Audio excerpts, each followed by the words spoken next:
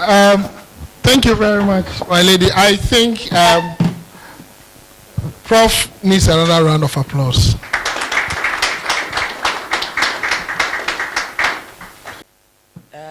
For myself, my takeaway is the importance of transparency and the importance of ensuring that the people benefit as much, if not more, from the resource in their land than the person who came in as a contractor. These are my two take-homes. The spokesperson of the National Chief Imam walked in, my own brother, Sheikh Shaibu Arimiyao. Sheikh. Thank you so much, and Prof, for that inspiring presentation, and you're somebody I've loved listening to all the time. Thank you for all those good points that you made. I came late and I met a point where, instructive point that you made in terms of comparison between Obuasi and Johannesburg. For me, it really gives a clear picture of what our mineral exploitation can do and also can undo, given the two components, the two extremes. Can you share with us something different and distinctive that creates that advantage for Johannesburg in terms of the method and what they do, whether even there is matters of law and others, which we have not done, that has accounted for the impoverishment of such a resource-based area? I have been worried myself.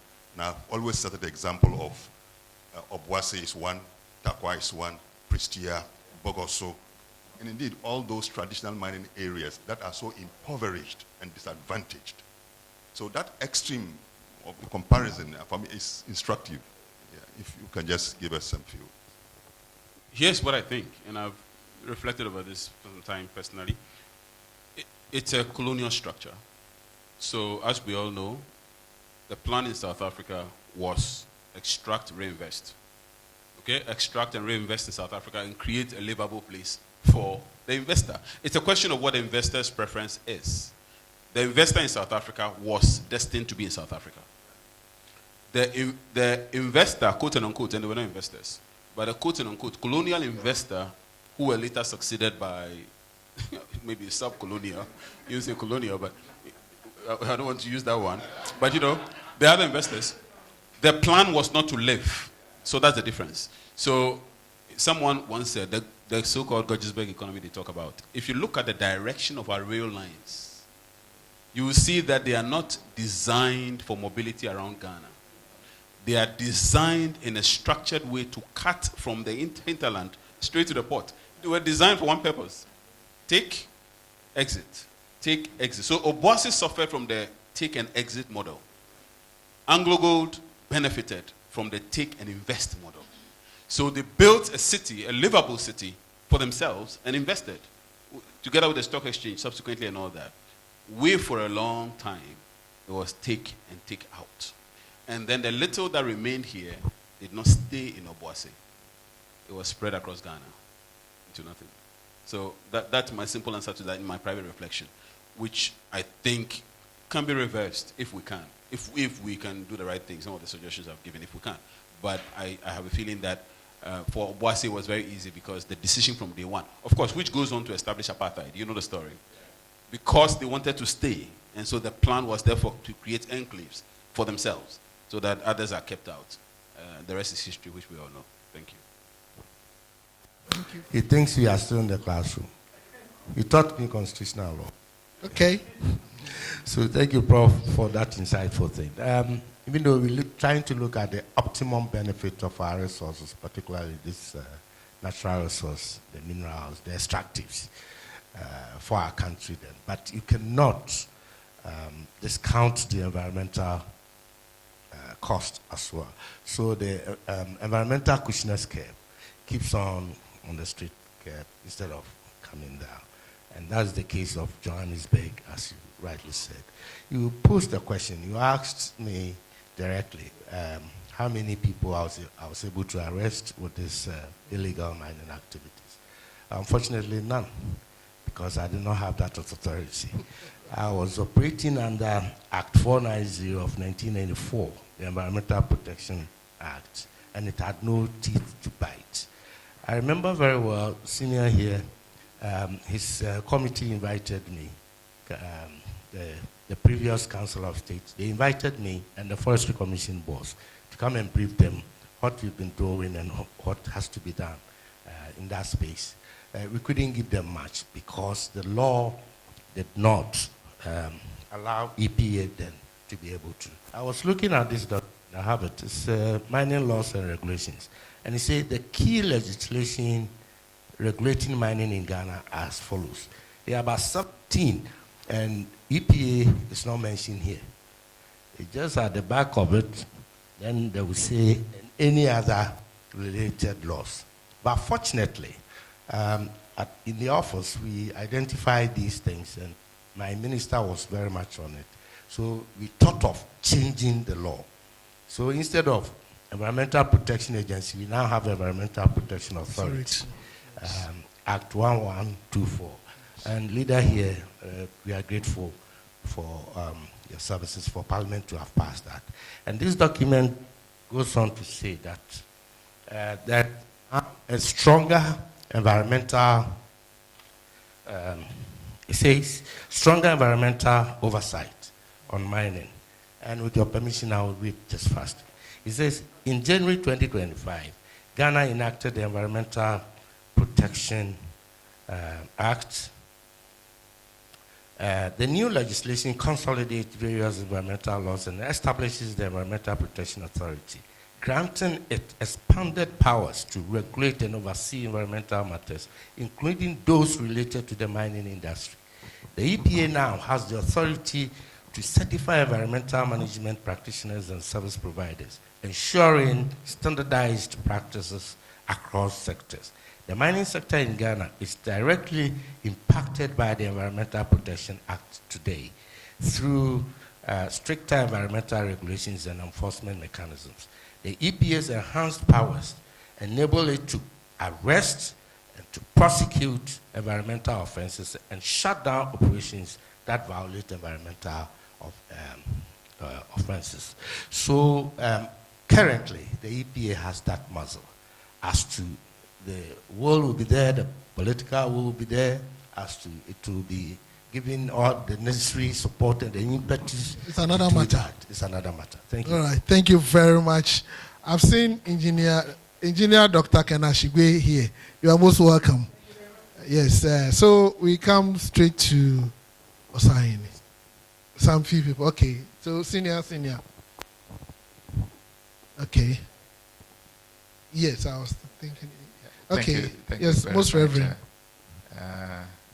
Madam Chair, and I want to add my voice in saying a very big thank you to the presenter, Professor Abuchi, for giving us insight into regulations, laws that can benefit our people, the management of our resources, and coming out with that fact that sometimes we are only looking at gold, diamond as the resources, natural resources, and forgetting the very things that make our existence even, that gives us life, the water and pollution of air and all of that. And I think that we should also make this education very clear to our people so that they just don't look at gold. And I like the example you gave that if Minerals Commission should come out one day and say that there is gold under Parliament House, and the next moment, maybe Osahin will come and then there's no house for him to. Yeah. And I think for us from the Christian and the faith base, we are looking at stewardship. Stewardship. Because God has given us this for our good and not for our bad. But at the end of the day, the way we are extracting and taking these things out, it is at our detriment. And I think that stewardship must be incorporated into whatever law, making sure that we are proper stewards of what we have that sustains us and gives us life. Then I come to the local content and the benefits. The benefits is something that should be part of our laws. It should be part of our laws.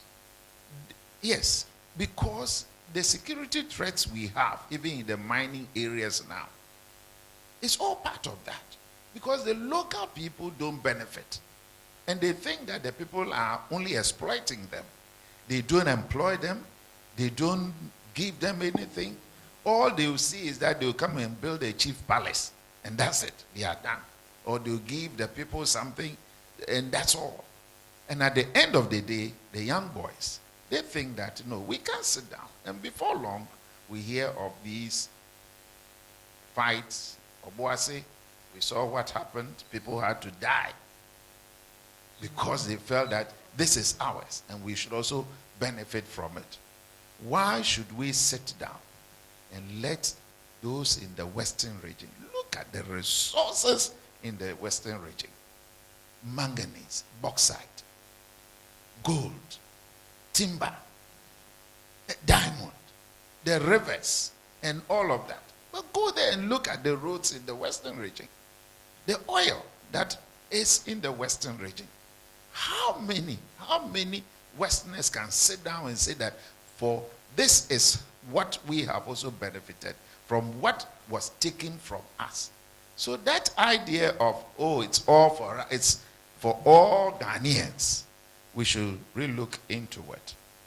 The final point is the old system comparing Johannesburg to Prestia or Boase. I'll go to Prestia. Go to Prestia and look at Prestia. Go to Takwa. Go to Bogoso. And look at these towns and measure it against the ounces of gold that have been taken away from these communities. The bauxite that has been taken from Awaso and gone. And look at Awaso Township. Poor, deplorable. And so people have to migrate and move to the cities, and they come and get into ghettos. And then that is also another trouble and security threat. I think that if there are any laws that should benefit Ghanaians from acts at the faith-based level, we are saying that it should be equally distributed, and the people must benefit from what God has given us. Thank you very much. Please, can you give it to one senior Okujeto so that... I congratulate my young friend. I think it was a great expose. Really brilliant.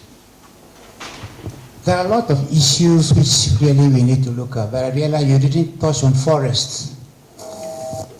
Sometimes we only talk about water, but we always omit the forest issue. Because I told people, I used a very good friend who was an expert on, what do we call it, plants, herbs, and so on.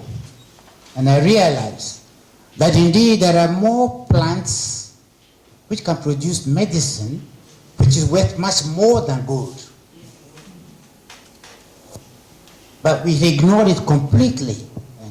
And we see is that you see the people who go and set up a destructive factory in the forests, cut the timber, destroy the plants, and even make, water to accumulate there. I remember we called the minister to appear before us in the Council of State. And then he himself said he went to the forest and he couldn't even see the other side of it because it's all river, like a lake in the forest. I was shocked. I looked at him and I said, "You are a lawyer. What you saw there, were you happy about it? And you were given license on the subject we should look at." The other aspect is something again that has worried me over the years. It's to say that we set up a stock exchange. Not so. But we have never understood the real concept of that. Because the idea is to allow the citizenry to be involved in the economic ventures in the country. That's the whole idea, was a stock exchange. And therefore, if a person comes and they say they want a license to mine gold, that's not correct? What should you do? You force him to incorporate the company in Ghana. And you ensure that a certain percentage of those stock is sold to the public. And you ensure that the villagers have a certain percentage of those stocks as of right. Because it's their inheritance, the land is theirs. So they are participants. If they are making money out of that, do you think that they will migrate to the village, to the city? No, they won't. They will stay there. In fact, they will use that money to build factories and other resources in the community. And so, Johannesburg is called the city of gold because they invested the money in the infrastructure which is available over there. So that again is a missing link in the issue. And the other missing link, of course, is to my young colleagues in Parliament, is the fact that sometimes there's an assumption that because you are elected to Parliament, you will know it all. And so the issues are discussed there, and then the law is passed. I said no. It's a wrong approach. It's the wrong approach. When I was a young person in Parliament, if there's an issue which is coming, we spend time to go and look for people who have the know-how. And we discuss with them. And so we stand in Parliament, we are not permitted to read. And we can stand and talk with authority on the issue, expound and expose it. Because we are hurting ourselves in the process. Ghana belongs to what? All of us. An error that is committed by one affects the rest of us. And the assumption of these ministers, in fact, the Constitution is being looked at. And I'm happy it's being looked at, but we also get to our mind to appreciate that we have given too much power to individual, whom we call president. He appoints the minister is answerable to him and to him only. We don't even have situations whereby there's a vote of no confidence in a minister and he's thrown out. Have you ever seen one before in Ghana? So these are the dangers that we are in. So we've created a monarch. We've created a monarch. We have no control over him. For the 4 years that he is there, he has it all. So these are some of the things we should look at. And then the other part before I sit down is just for us to take a look at the Middle East. You know, I've told people that, look, the American companies were exploiting the oil and making a fortune out of it. The people stood and said, no, the resource belongs to us. Now, these are people we had in the old days looked down upon as being primitive. And when you go to Dubai, they'll take you to somewhere near the beach area and they'll show you the small hut which the emir used to occupy. And they'll tell you the number of years. You'll be shocked to see how Dubai can become what it is. You know what they did? They went around the globe to go and look for people with expertise. And that they gave their responsibility. Emirates, the airline, is one of the best in the world. Do you know where the MD comes from? It's a British person. And that reminded me of years back, maybe because some of you were, when the British Coal Board was being mismanaged. And the Prime Minister of Britain went and took a Canadian whom he made the managing director of the National Coal Board. And then he was being attacked by in Parliament. They said, you, Prime Minister, how much are you paid? why is the National Coal Board person the highest paid person in the country? You know what the Prime Minister said? He said, any fool can become Prime Minister. You need a certain expertise to be able to manage the National Coal Board. And so because I needed that expertise, I had to pay him well to enable him to do what? To manage the National Coal Board. That is what he did. And you even recollect that the immediate past Prime Minister of, current Prime Minister of Canada, that indeed he was the governor of the Bank of England. He's a Canadian. But he was. And in Ghana, you can never, as soon as you wanted to appoint an expert to do something, they said he's not a Ghanaian. They will say, no, he does not belong to our party. What has the party got to do with it? It is the know-how we are talking about. So there is a whole host of, I don't know, the structural imbalance in our country which is killing us and destroying us. So I'm making a plea that I know constitutional review is going on. Whether it will ever materialize or not, I don't know. But I'm aware that it's been going on now for a number of years. And they review, and then somebody makes a white paper. You are a member of parliament. Yes. And when I saw that white paper, I look at it, I say, that is a stupid way of doing your studies for the language. I say, you don't issue a white paper on a constitutional review. Because the white paper is your president's idea. What is the relevance of his idea in a matter like that? It's for us as Ghanaians to decide as to what we want to be governed or how we want to be governed. So, my brothers and sisters, or sometimes I have to say my children, that there is a long way for us to go. But we needed that humility to appreciate that maybe what I know is only a portion of it. I think the every adage says that knowledge is like the baobab. And oftentimes when I say that, I realize that many Ghanaians don't even know what the baobab looks like. Unfortunately or fortunately for me, I come from a town which is called the baobab. It's called Adidome.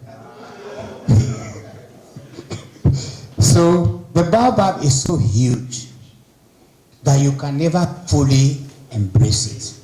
So I have to tell everybody, I say, look, I'm a teacher. But I say that even I am teaching the student, I shouldn't assume that they are all that stupid. So I like discussion in class, where people should do what? Make contributions. And so you see that what I know is only a fraction of the whole. And then I say, don't make the mistake of assuming that there is another fraction in A or B. No, it's from A to Z. And so as a nation, we need to have that humility to appreciate that there's talents in this country. Brilliant. Ghanaians are brilliant. I'm telling you. They go, they're in Canada, they're in the US, they're in Britain, and they are making contributions to the economy of those countries. Much of those people we can actually bring ground to come and help us to evolve processes that can help us. But we've closed our eyes to it.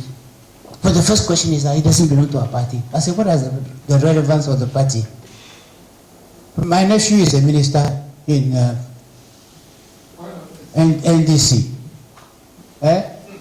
He's a minister in the NDC. Yes. The other day, my brother, one of my brothers, that we went to the funeral, and I heard his how we were walking, everybody was looking.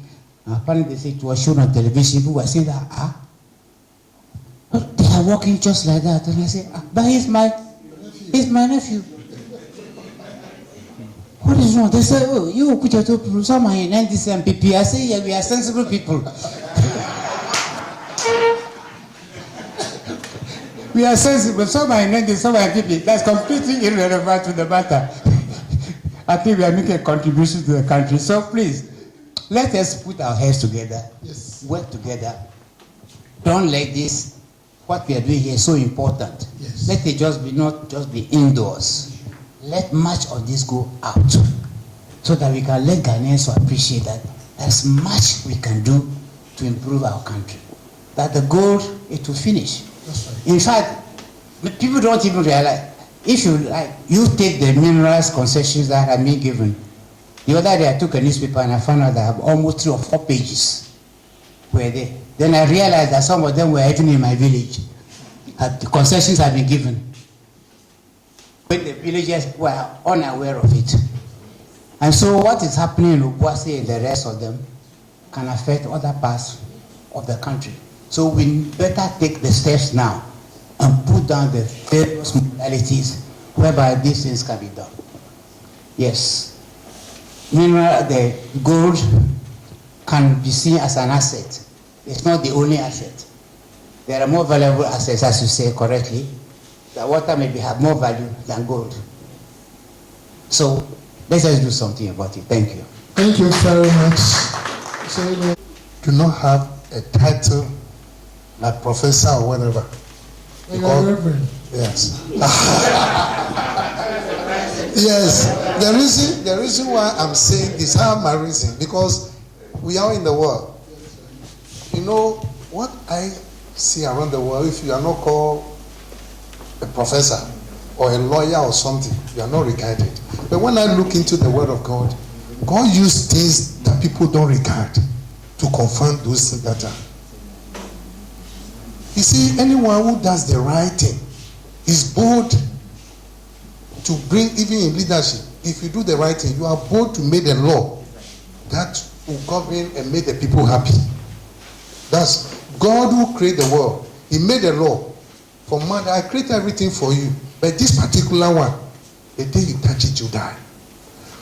What is happening in, especially, let me talk because I'm a Ghanaian.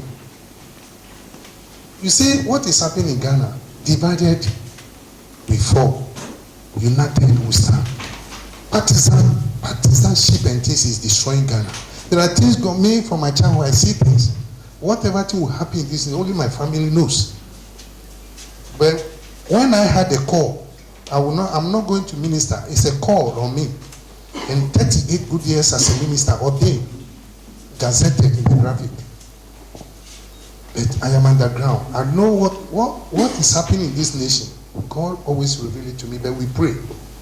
What I want to say, we should know, God said that even not all men of God we see will even come to him, because some people use the word of God and mess it up. And we were making the law. Let me come to the parliamentarian. I always say something that the parliamentarians, they are the head of the body. If you are making a law, let the law reach everyone, even to the leg. Because without the leg, how do the body and the head move? If you made a law at the top there, and then you don't see the people down, it's just like a palanquin. When a chief is sitting in a palanquin and the people carrying him, and if that chief did not take care of the people down, what will happen? A time will come, they will drop you down. This is what is happening. That's why NDC, MPP is just like crab. Eating here, doing this. There are certain things secret we are hearing, but we are only praying. You see, we should not pretend, we should not be hypocrites. We are all one, we are family in this nation. Why should we divide ourselves? God has made Ghana, the whole world, every resources, the whole world is in Ghana here. Chinese are here, Americans are here, everybody is in Ghana here when you go into history.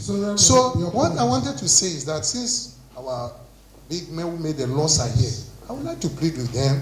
They should go back some laws and some constitution which will not benefit us. They should be bold and change them, so that we can be able to do what? To make our nation better for all of us. And when you make people stand, you also stand. We love God because he first loved us. If you want people to love to stay with you and then to vote you on this thing, make the people happy. When they are happy, they also make you happy. Thank you. Thank you very much. My name is Solomon Kwaokumi.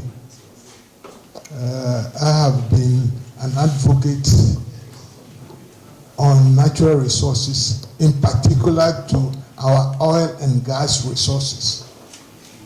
Then I also come to the subsoil minerals, gold, diamond, and the rest.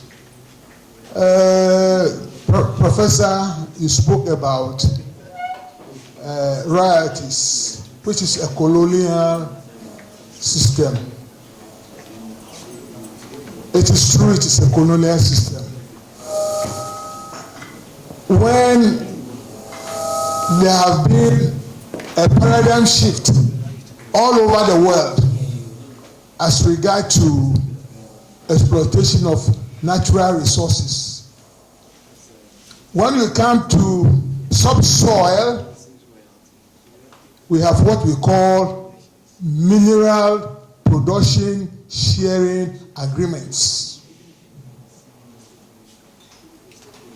Now, when you come to hydrocarbons, we have petroleum sharing,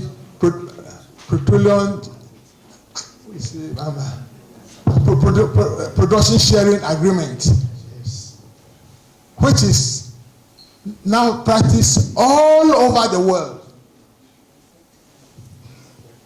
except Ghana.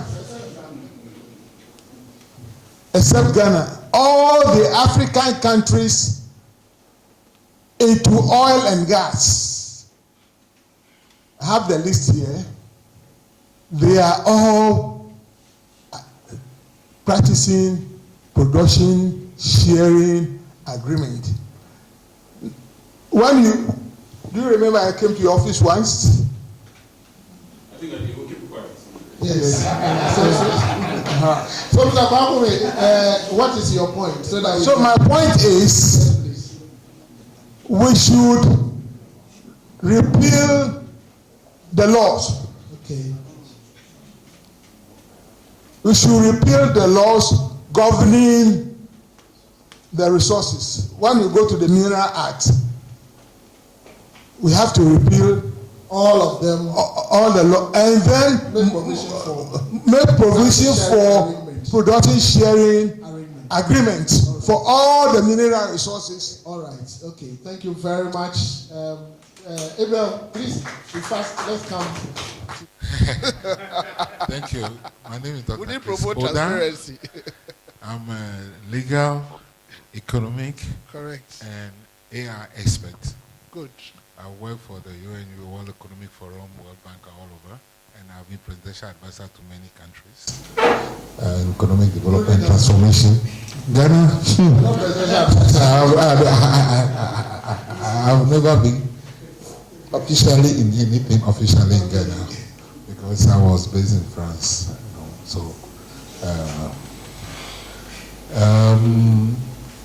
I've been very, very excited about the passion and the quality of discussions today.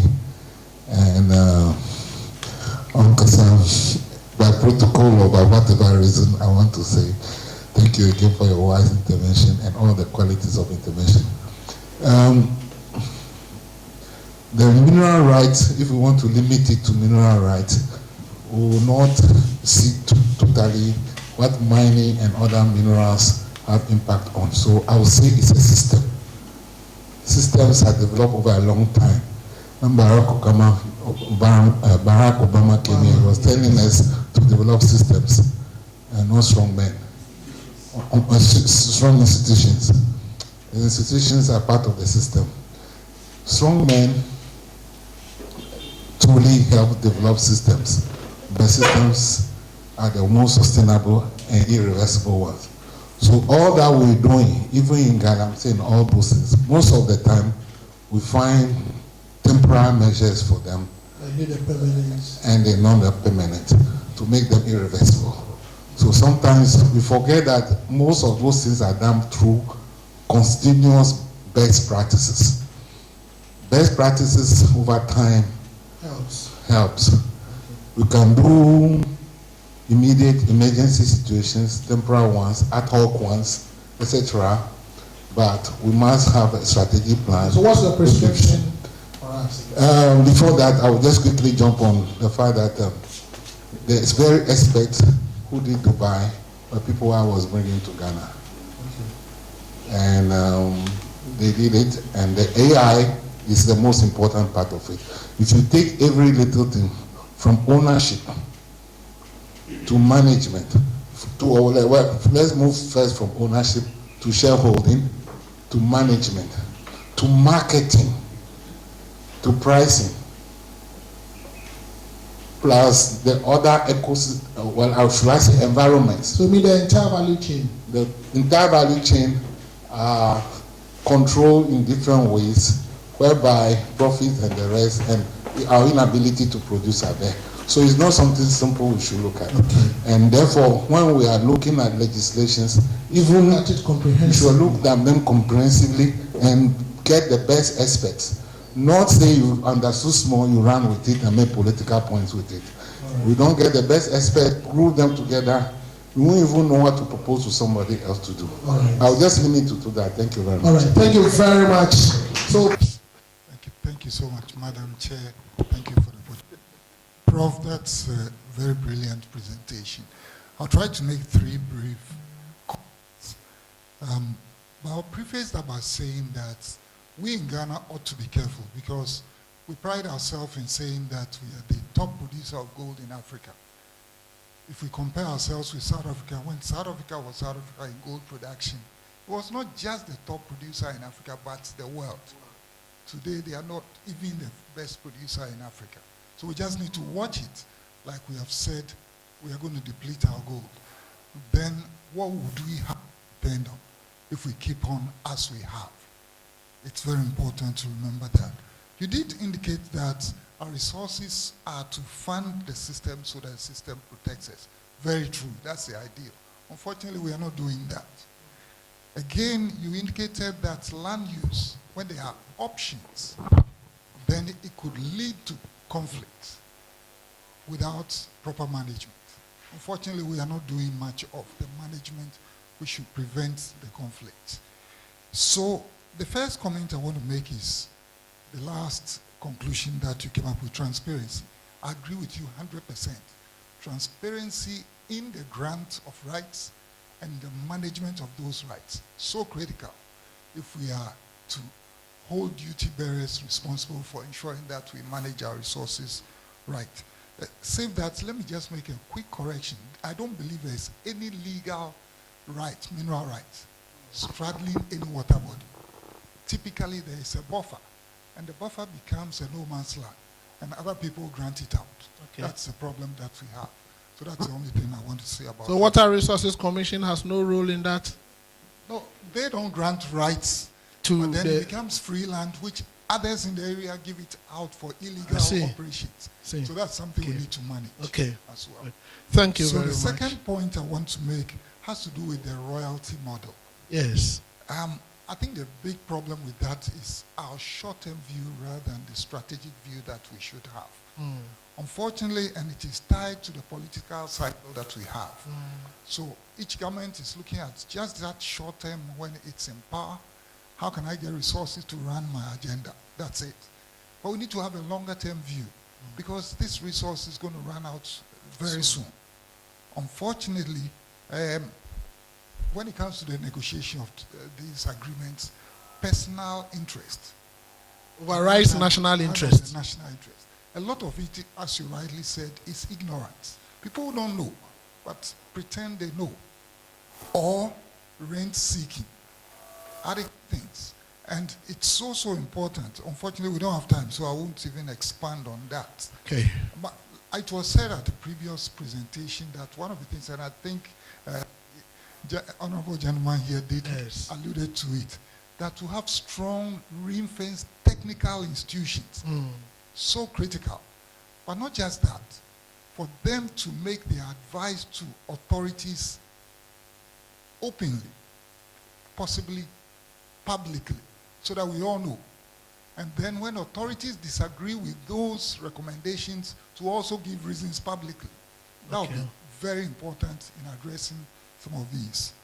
The last comment I want that's fine. The last comment I want to make is this argument between the royalty model and the ownership model. Yes.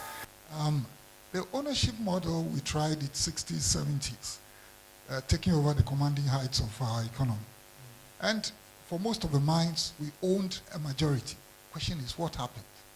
Again, this matter of if we don't groom ourselves to, like the distinguished Shokujato said, to make sure we have the right expertise in place and that we work technically to ensure that things are done right. If we don't, then we'll create problems for ourselves. Thank you very much. Maybe a quick comment to conclude. The distinction between mining or most of the natural resource, extractives, Yes. and others is this matter of not knowing the resource until you take a certain risk. Question is, who takes the risk? Is Ghana ready to take that risk, invest in it? If we don't do that, then we won't have anything to offer to a contractor.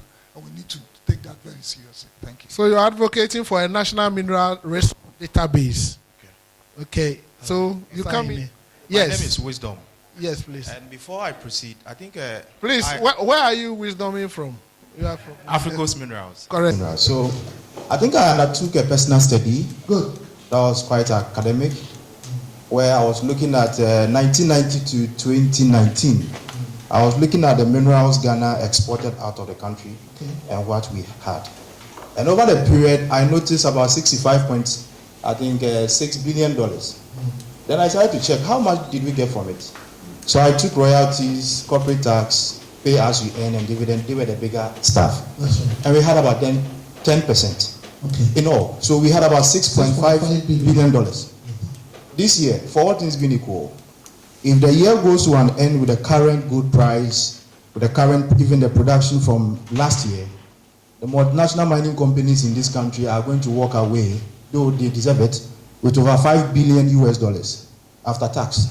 So this conversation is very important. But to make my point, from where Mr. Ayi ended, there is a difference between the mineral being in the ground, which we as a country says the mineral belongs to us. And it's also different from how the mineral leaves the ground. It's all about cost, that is one. Are we ready as a country? Because the model seems good. We have the Chilean staff, we have the Botswana staff. As we speak now, Botswana is trying to even increase their participation from 50% to acquire Allseek, and they are in partnership with Qatar. Are we ready? Is Ghana government ready to commit funds? For example, we say we want to take that mine. Are we ready to commit funds? Because the multinational mining companies put in the funds and at a higher risk. Also with geological investigation. First of all, if you don't know what is in there, you will not even come to the table to even come and even say, I'll pay royalty of 5%. Geological Survey Authority. I'm coming, yes. But the fact is, it's just baseline data. Okay. Baseline. They can just tell you, okay, there is gold in Takwa. But we don't use there is gold in Takwa to go to a bank to go and procure money to come and mine. The companies come in and do extensive work. Meanwhile, in our laws, we have plans that in case the country has bankable data, we should auction such. So I also plead that the government of Ghana, if we are seeking to get a lot, we should be able to take some steps. Even the small-scale mining sector, we are not able to do common blockouts for the small-scale guys. So we should be very conscious. Legal ones. Even the illegal ones, we are not getting the areas for them. So Parliament, Honorable Afenyo Markin is here. We should vote fund to do prospecting. Then when the investors come, we have something to show for and demand bigger stuff. The second point is we talk about stabilization activities. And whenever we speak about this issue, what comes to mind is about how to protect, in quotes, the big guys. But as we are also zoning our intentions that, oh, Ghana, it's time for our local people to take over, we should have stability clauses that protect local investment. In the sense that maybe today we award a bauxite concession to Akwesi. Tomorrow, a new party comes in and say there is this fault here off. So in the end, we are not going to get the local people we intend to support. My final point is on local content. Final. Yes, it's on local content. When you look at the Ghana Chamber of Mines report in 2023, they indicated that, if I'm right, boss, you correct me, that they spent, the member company spent about $2.5 billion on local procurement, blah, blah, blah. In 2024, the figure went up to $2.9 billion, if I'm right. But Ghana does not look like a country where these monies are spent here. Else we would not have gone to IMF. So it means that the difference there means that the things they are procuring in the country is mainly coming from elsewhere. And there are areas we will need to diagnose properly to make sure our manufacturing bits are connected to our, trade policies as a country. Else, we may review the act, review the policies, but if these fundamentals are not being taken care of, we'll still run to ground zero. Thank you very much. Chamber of Mines, and then for the thoughts you've shared with us. Just to piggyback on what Wisdom explained, when we talk about local content, we like to view it from two perspectives. One, you are looking at just the procurement, and then when it comes to the ownership of the mine itself. So the numbers you put out there are very right. But the only difference is that we have what we call the procurement list, where the law mandates you to buy specific items from Ghanaian-owned individuals or enterprises. But guess what happens? The Ghanaian will come for the contract, and then they just go to China, come and just import it or bring it back to us. They resell it to us. Because of the nature of the law, it will be treated as local content. But strictly speaking, where is that coming from? What it's just doing is just to add a margin to whatever we are doing. So essentially, I even call it local intermediation rather than just the concept of local content, because you are just shipping jobs from somewhere else to let us have it. So if there's anything that we can also add up to this conversation, then it's the fact that we need to look at how we strengthen that aspect of our local content law, not just to look at who is providing it, but just to look at the rules of origin as to where that product itself is being manufactured from. At the end of the day, that is where the value itself will be retained. Number two, Prof spoke about concession agreement, and of course, the previous speakers also spoke about the distinction between you being able to own it relative to the royalties and what follows out of that. And this is what I want us to be able to understand. Royalties are just one component of the fiscal regime that comes with it. Once you enter into a concession agreement, essentially what that means is that you recognize that you don't have the means to be able to do it by yourself. So you're going to lease it for a period of time, and then in return, you're going to get some fiscal returns as what is due you. It's similar to what our forefathers did with the Ibasa kind of system, because they recognized that they were not going to get activity of farming, for instance, but at the end of the day, whatever produce you are going to get is what you are going to get for. So at the chamber, for instance, we take our time to look at what comes back to the state. So for instance, you can talk about royalties, you can talk about corporate income tax, you can talk about the growth and sustainability levy and all the other taxes that you are going to pay at the end of the day. Then you compare it to what the investor is taking away as his or her profit after everything has been done. And in some similar exercises that we've done even by NRGI, it always puts the ratio around 60 to 40. The state gets 60% and then the investor is getting 40%. But the misconception or what we tend to get wrong is that we always look at the revenue, never the profit.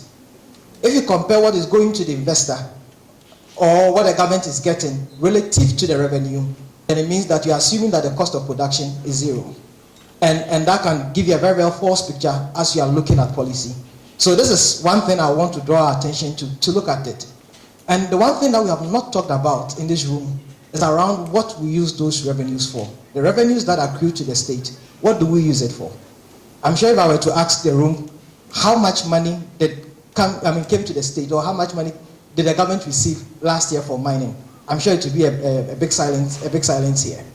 So we also need to address our minds to the fact that we have done a similar model for the petroleum sector, where there's the Petroleum Revenue Management Act. For every dollar or every cedi that we get from petroleum resources, we know exactly what the state is using it for. But if I were to ask us what the 17 billion that the last gold mining companies paid last year to the state, what was that money used for? We'll never know. Recently, when Newmont decided to exit their chain mine and they made some capital gains that they paid to the state, I'm sure a cedi of that money never went to the New Ibrahim area. Everything may have ended up in the consolidated fund. So we have no idea around that. So we also need to look at what the revenues are being used for. And then my last point will be around the comparison between Obuasi, Joburg, and Tarkwa. I always have a very simple analogy that I use. From 1958 to about 1990s, the entire mining industry was owned by the government of Ghana to a very large extent, maybe except for Obuasi, where the government was not 100% in control over it. But even after that, that mine was divested to the Ghanaians. So think of it that way, from the 1950s up to the 1990s, thereabout. That's about 30 years. Then we came into a state where, like Mr. Aye explained, because we could not manage the mines very well, we decided to divest it and allow private capital to come in. So take the post-liberalization phase, maybe from the 1992s up to now, maybe around 30 years or so. Then the question I want to ask ourselves is, we've had maybe equal number of years to be able to manage the mines relative to what the investors or the white folks came to do in our country. What difference do we see in there? It's a question that we need to answer as Ghanaians. Sometimes we are very quick to blame them. We are very quick to blame foreign investors. But we manage the mines ourselves. Maybe more number of years than the foreign investor did. But did we see any change? It's simply because of how we conceptualize mining. We look at revenue instead of profit. If a mine is not profitable, it cannot continue to operate. And today, by the grace of God, we are in a space where Ghanaians are in control of the mining sector, not the foreigner. When it comes to production, mainly about 60% of production is attributable to Ghanaians, not the foreigner. Small-scale mining is giving us close to about 52-55% thereabout. And there are a number of Ghanaian-owned large-scale mines. If you add their contribution to it, that pushes the number to about 60% of total production. But the 17 billion or so that we talk about, probably about 95-98% of that contribution is coming from the multinational companies. Again, we are in a space where we are seeing Ghanaian ownership increasing, but we are not seeing a commensurate increase as far as the fiscal contribution is also concerned. So these are things that we'll have to look at quite carefully to make sure that we understand what the problem of the sector is, even as we look again at our laws to make sure that we are addressing the problem where it is. Otherwise, we may end up changing the laws and are going to make our situation very worse off. So these are things that I want us to address our minds to as we look at this. Thank you. Thank you. From Brooklyn. Prof, as I listened to you, I was very happy because you sort of did revision for the energy law I did at the law school in Sunyani. What I want to recommend is that IE, aside from embarking on these lectures, we take it up to educate the youth, some sort of educational program to educate the youth to be patriotic, to understand some of these things, so that by the time they grow, they know the effects of some of these things, so they don't repeat the mistakes of the old. You talk about the reason the foreigners came here first. They knew we had gold, and we still have gold in Africa. We learn in history that some time ago, some people met in Berlin Conference, and partitioned Africa. And the reason might be the resources we have in our continent. They exploited the gold and the minerals during the colonial time until we had independence. And when we took over, and now that we can negotiate with them, you don't expect them to give us any favorable terms of contract. You still want to exploit us. People who have the full powers to go to the international community to sign treaties, we learn how they go about it. Some of them, they go and just sign, and forfeiting of the Battle of Forms, they bring it to our parliament, honorable parliament. I recognize minority leader, honorable. And there too, if you are not careful in our part of the world, they also pass it through. And a volunteer of it in Juria, as I said the other day here, will come in. You go and negotiate and you sign a contract and you complain to who? So that is the problem we are facing. You talk about the multiplier effect of the money not being realized here in our country. But within the country, it's not realized in the locality. I was teaching at Ola Girls Secondary School in 2003 when Newmont came. And there, today if you go there, the road from Hwidiem to Kenyase is an eyesore. You see? Very, very deplorable. Many of the workers reside in Sunyani. And so they get their money and they board in Sunyani, living in Kenyase the way it is. It's very deplorable.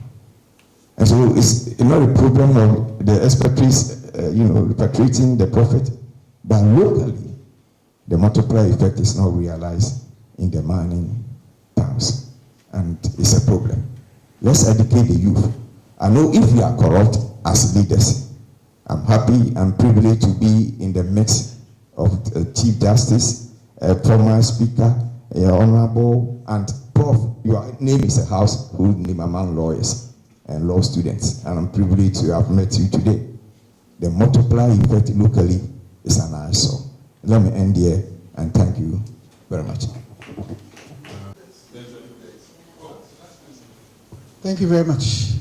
Madam Chairperson, what I would want to say from the Ghana Chamber of Mines is that sometimes when we are discussing this, we leave out empirical data and we don't interrogate the data. So what I will ask the IEA is, one of these seminars, give us the opportunity to look at the issue of data. And so that when, I think Chris mentioned the whole issue around ownership, because currently we own majority of the shares.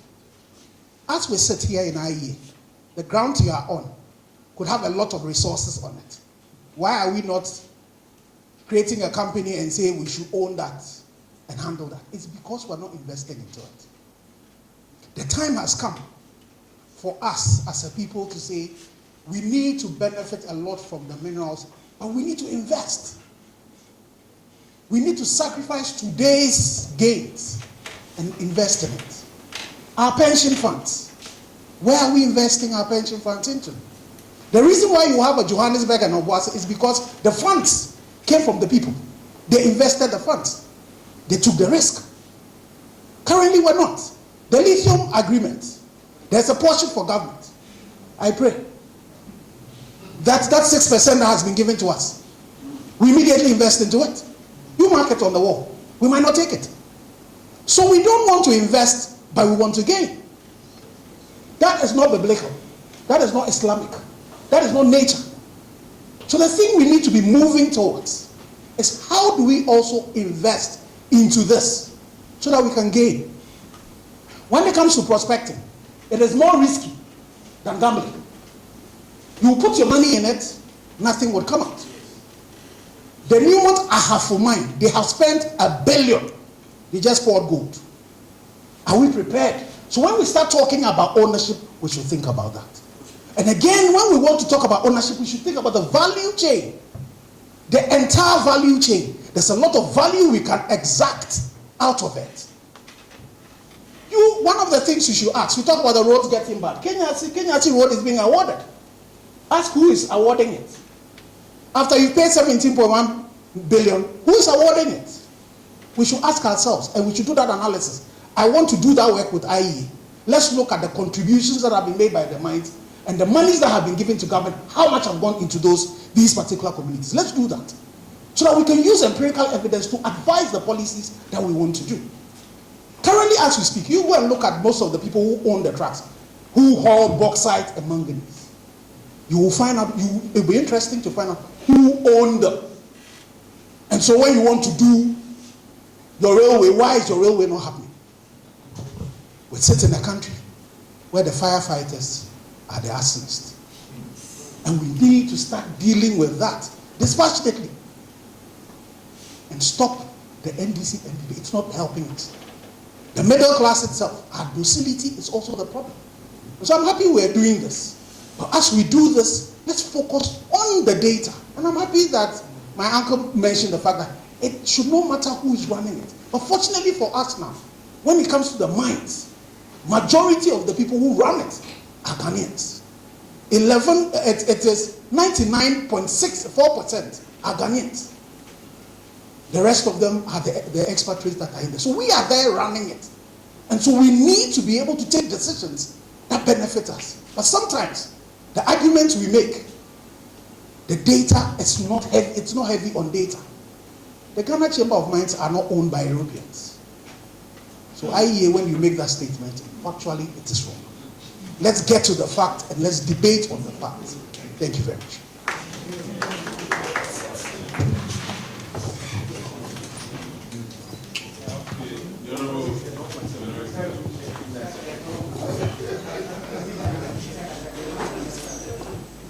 My lady and chair of this program, Right Honorable Speaker, respected rep from the Chief Imam and Professor who spoke. I'm happy to be part of today's program. Today was very packed for me, and I was finding ways to honor this seminar. And I must say that I'm here with no regret at all. First, because at least I'm hearing from you, the citizens, the bitter story that would help shape policy and also enrich debate in Parliament. I will touch on two things. The local content issue and then the Galamsey. Somewhere 2015, I was a member of the Finance Committee, and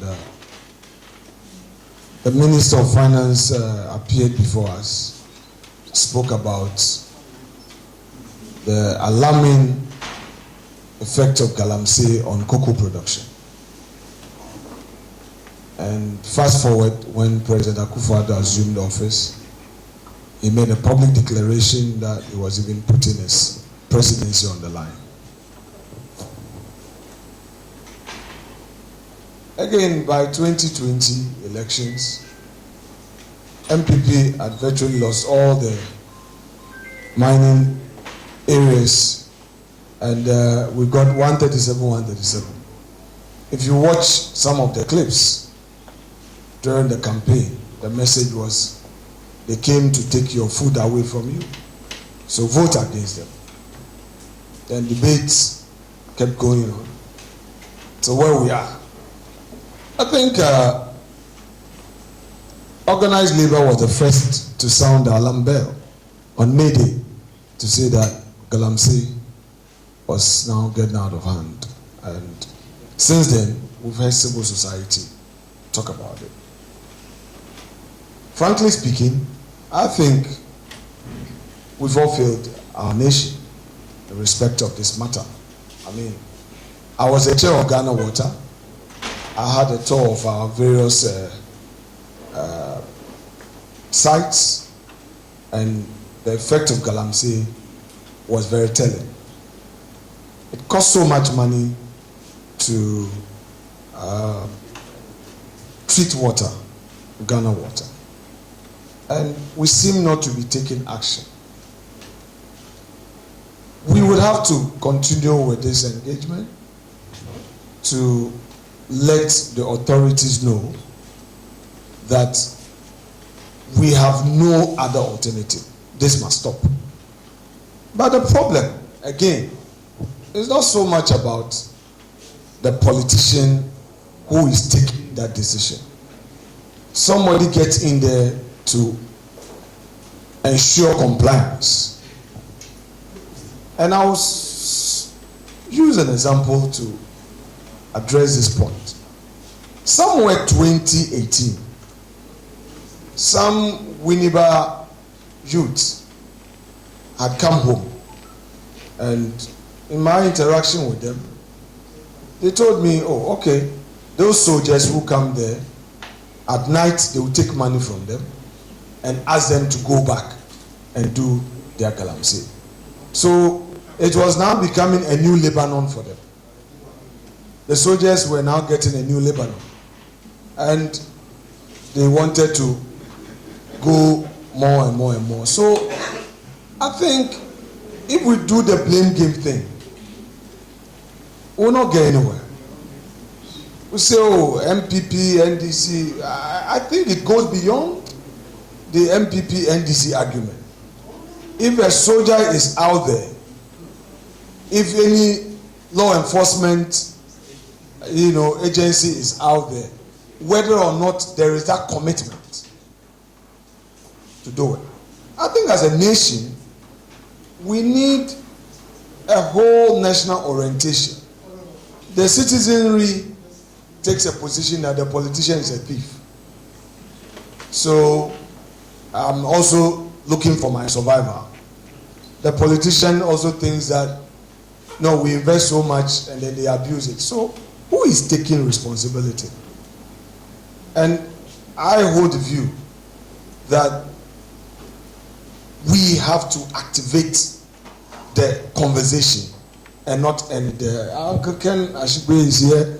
I felt his frustration many years ago on this Galamsey. I was with Ghana Water, and sometimes as if you are the only person who cares. So we need to continue the discussion, and I want to assure you that with all the views expressed, when Parliament resumes, I will take those views up. We have to talk about it. There is no other place than what we have here in Ghana. I've been part of the ECOWAS legislative body, traveling within the sub-region.